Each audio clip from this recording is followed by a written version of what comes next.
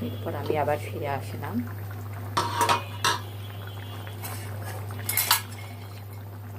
Chicken korma, আমি আলু দিচ্ছি।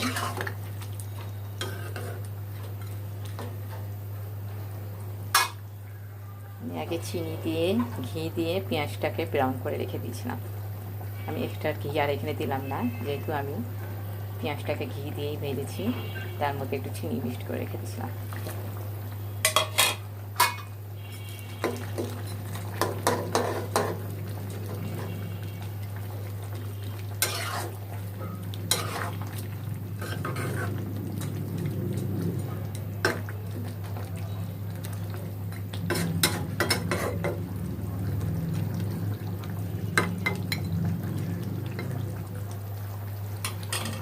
হয়ে গেল আমার চিকেন কোরমা।